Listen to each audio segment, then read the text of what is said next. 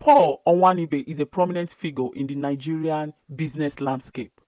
As the CEO of Landmark Africa Group, the Nigerian arm of the Landmark Group, he oversees various sectors, including real estate, hospitality, and retail. Under his leadership, Landmark Africa has been involved in significant developments, contributing to Nigeria's economic growth. Onwanibe's vision and business acumen have positioned him as a key player in Nigeria's corporate world.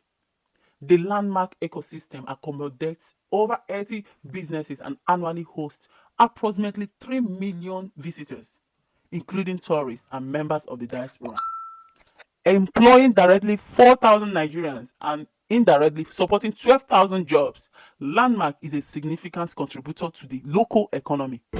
I'm Paul Onwuanibe. I'm the founder and group chief executive of Landmark Africa.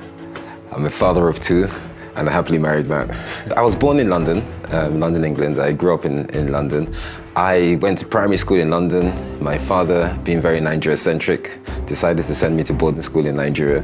That was my first taste of Nigeria at the age of 10. So I went to Federal Government College, Lagos, made some great friends. And the truth is, if I didn't do that, I wouldn't probably be in Nigeria or Africa today.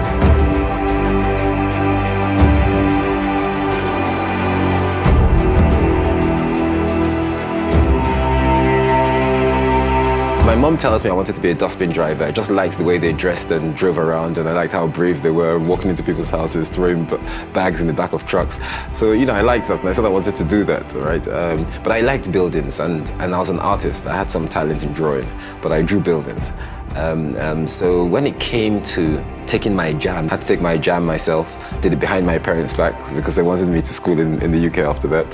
And there were two schools that did architecture. One was the University of Jos and the other was the University of Nigeria. I did quite well in JAM, went to University of Nigeria, and that's how I went into architecture. The main thing I think that always encourages people to succeed is the fear of failure, right? And I just wanted to make sure whatever I did, I succeeded in. In 1999, when I made the decision to... But here is the downside of investing massively in an unhealthy system. Well, as you can imagine, this is huge impact for us. This news broke about 2 weeks ago to me. At the same time as I received the Man of the Year for the Tourism Man of the Year for the Africa Travelers magazine. So the Landmark Group, just a little bit about it. There's over $100 million worth of investment in this group. We bought this site in 2007, 17 years ago. We've been going through creating effectively, basically the most visited business, leisure, and lifestyle platform in West Africa. What does it mean? To me, it means a lot, obviously, because this is my life's work over 27 years. But more importantly, it means more to the 3,500 families that actually work directly in the ecosystem, the ecosystem employees, and maybe 20, 30,000 people indirectly. And what we do have to do is obviously, on the initial stages, have conversations with the government, and we're doing that both at national level and local level, and we're getting quite far. We've been made several assurances that logic will always prevail.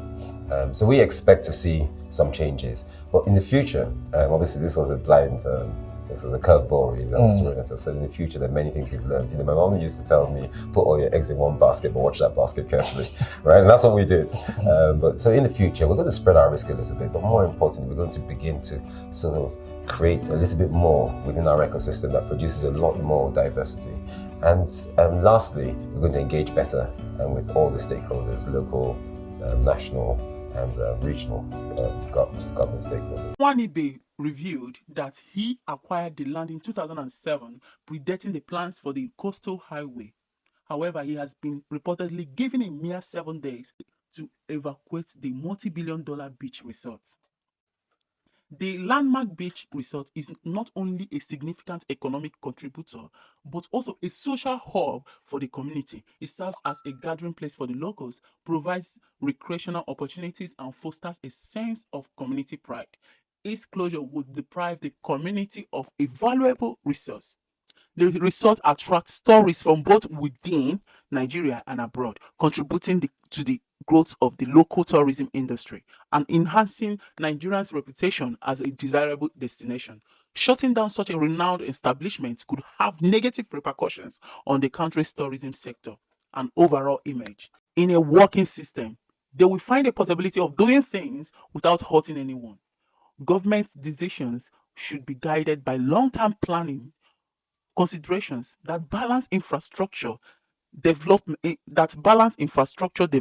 with economic, social, and environmental sustainability.